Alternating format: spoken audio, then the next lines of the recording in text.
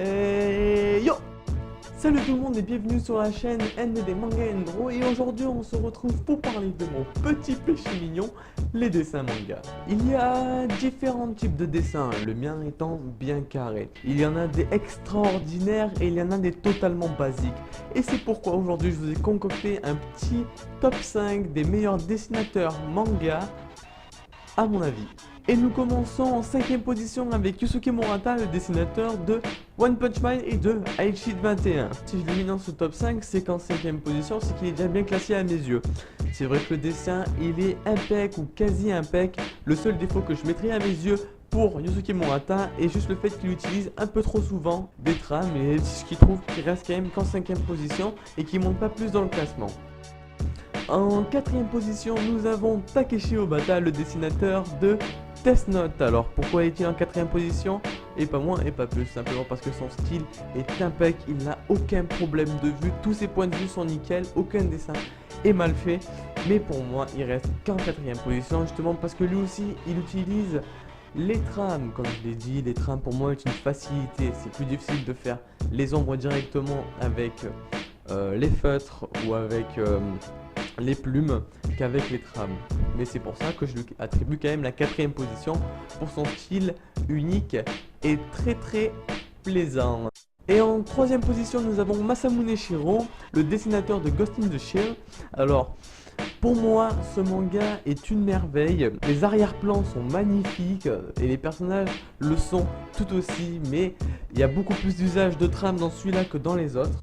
Le gros avantage pour moi de ce manga sont les vêtements. C'est peut-être con, mais je trouve que dans ce top 5, c'est la personne qui fait mieux les vêtements.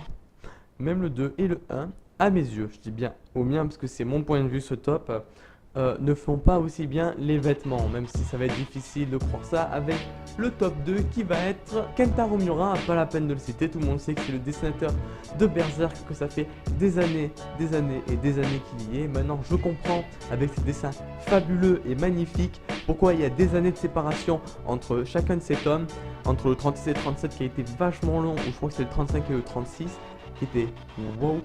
Ces dessins sont juste magnifiques, l'utilisation des trames est quasi inexistante, les plans de face sont magnifiques. Cet homme est tellement minutieux que dès qu'il y a une imperfection, il recommence une page. Rien que pour ça, respect. Et là tu te dis, mais dis-moi, c'est qui est en première position? C'est vrai que c'est difficile de croire quelqu'un qui est en première position au-dessus de Berserk. Et en première position, si je vous dis Boichi. Boichi, tu sais pas qui c'est, tu t'hésites, hein, tu trembles. Boichi, si je te dis Sunken Rock, tu connais pas?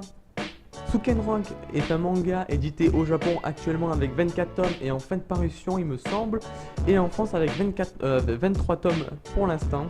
Pourquoi j'ai mis ce manga en première position?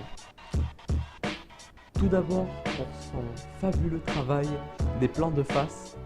Tous ces visages faits que l'on voit dans Sunken Rock sont magnifiques. Les points de vue sont sublimes. Il utilise les trames, mais que si nécessaire, même si je trouve que l'utilisation est quand même persistante chez les mangaka de nos jours. Avant de se quitter, n'oublie pas, abonne-toi à la chaîne, bien évidemment partage la vidéo, aime-la et commente un maximum. Et moi je vous dis tchuss et à la prochaine.